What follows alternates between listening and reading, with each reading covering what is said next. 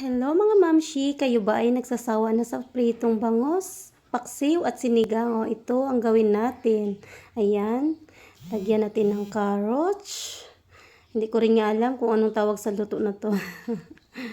Ayan, at lagyan natin ng black beans. At meron tayong olive green.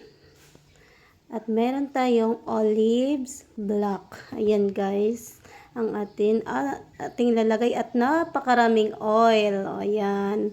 Yan ang magpapalambot. At yun na guys, after 45 minutes ng ating pagpapalambot, ito na ang kanyang itsura. Ayan. Yan guys, kain, pati tinik. Kasi malambot na yan siya. Para na siyang para siyang sardines. Ayan. Oh.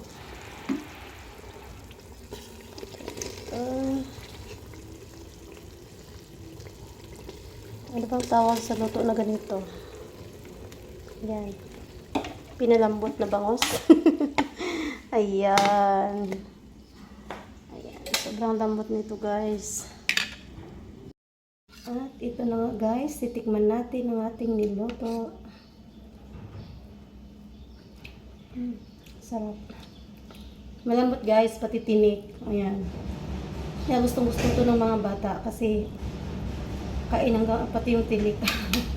Mainit pa. Ang sarap. Para na siyang para siyang sardinas. Ayan. Ayan lang. Thank you for watching.